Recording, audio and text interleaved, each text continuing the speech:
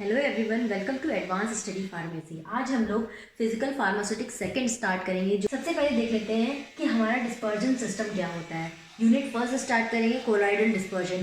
तो colloidal dispersion समझने से पहले हम लोग को ये समझना पड़ेगा कि डिस्पर्जन सिस्टम क्या होता है। तो डिस्पर्जन सिस्टम एक ऐसा सिस्टम है जिसमें एक फेज डिस्ट्रीब्यूटेड होती है यूनिफॉर्मली इन अनदर फेज।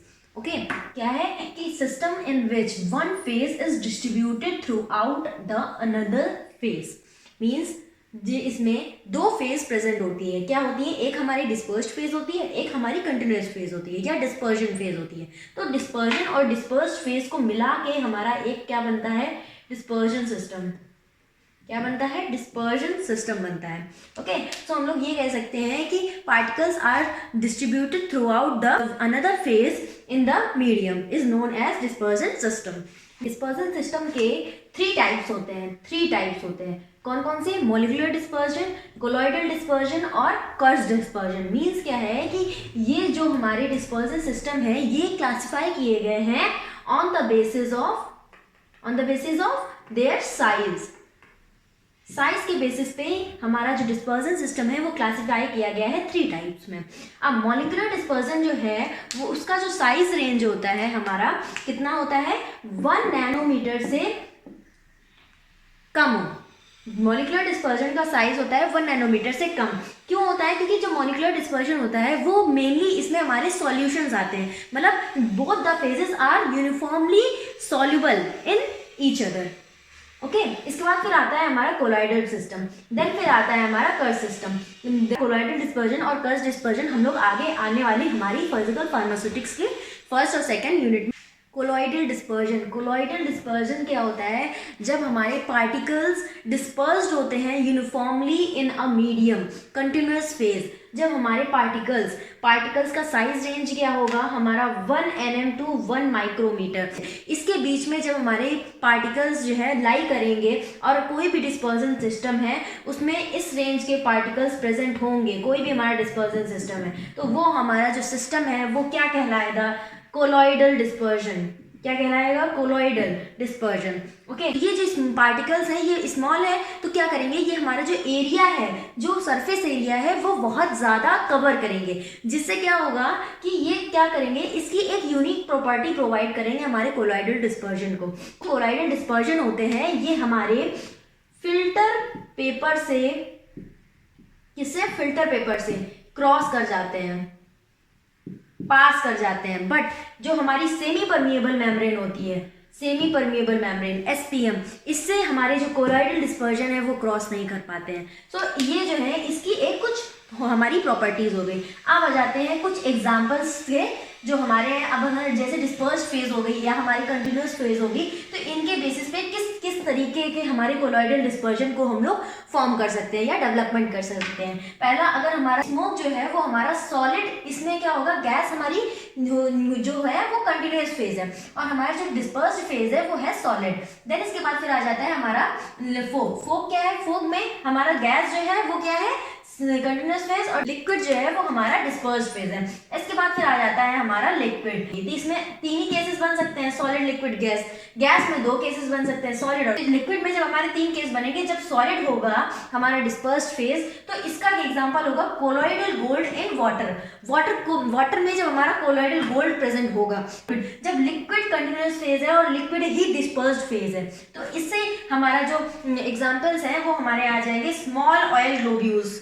जब हमारे ऑयल ग्लोब्यूल्स जो हैं वो हमारे किसी भी लिक्विड फेज में डिस्पर्स्ड होंगे। देन इसके बाद फिर आ जाता है जब लिक्विड कंटिन्यूअस फेज है और गैस जो है डिस्पर्स्ड हो रखी है हमारे लिक्विड फेज में।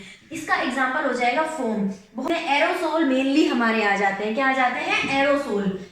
इसके बाद फिर आ जाता है जब हम लोग सॉलिड, लिक्विड एंड गैस, जब ये तीन केस लेंगे तो इसके क्या क्या एग्जांपल हो सकते हैं कोलॉइडल डिस्पर्जन के। सबसे पहला हो गया colloidal gold in glass solid phase होंगी दोनों। ओके, देन इसके बाद जब हमारी लिक्विड फेज डिस्पर्स्ड होगी हमारे सॉलिड में तो इसका एग्जांपल हो जाएगा मिनरल ऑयल इन वैक्स।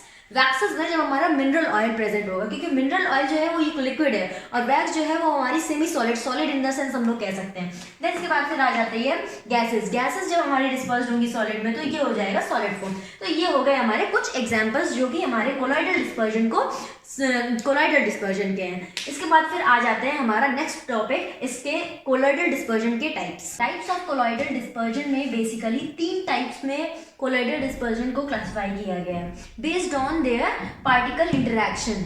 किसका पार्टिकल इंटरैक्शन? जो हमारी जो दो फेजेस हैं उनके जो पार्टिकल्स हैं उनके बीच में इंटरैक्शन कैसा हो रहा है, उस बेसिस पे हमारा लायोफिलिक, लायोफोबिक और एसोसिएशन वो क्लासिफाई किया गया है। किसका? कोलॉइडल डिस्पर्जन का।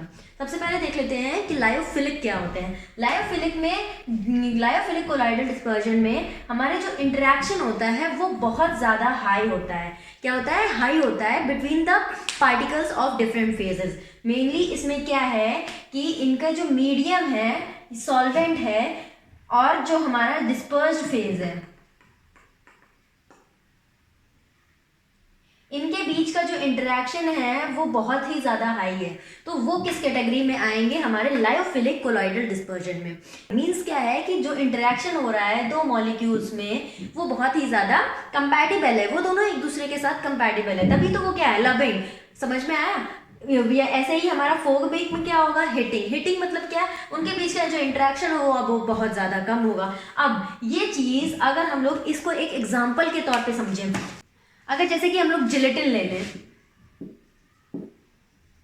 जिलेटिन, अकेशिया, इन दोनों को अगर हम ले लें और उसको वाटर में डिसॉल्व करें, वाटर एज अ हम लोग सॉल्वेंट यूज करें, तो ये जो हमारी कैटेगरी होगी वो कौन सी आएगी? वो हाइड्रोफिलिक कोलॉइडल डिस्पर्जन कहलाएंगे। क्या कहलाएंगे?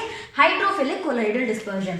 अब इसमें अगर हम लोग कोई दूसरा एग्जाम्पल ले लें, फॉर एग्जाम्पल लिपिड नेचर के जो कंपाउंड्स हैं, रबड़ हो गया, अगर हम लोग एग्जाम्पल ले लें रबड़,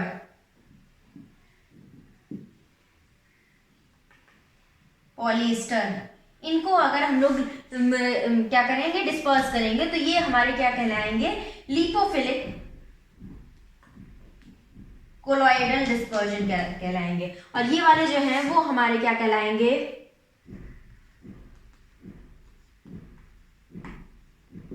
हाइड्रोफिलिक कोलॉइडल डिस्पर्जन। क्या कहलाएंगे? Hydrophilic colloidal dispersion. लायोफिलिक हमने देख लिया, लायोफोबिक देखने जा रहे हैं अब फोबिक पे। लायोफोबिक मतलब क्या? फोबिक मींस हेटिंग, मतलब क्या है कि इनके जो पार्टिकल्स हैं उनके बीच में जो इंटरैक्शन हो रहा होगा वो बहुत ही ज्यादा वीक होगा। क्या होगा?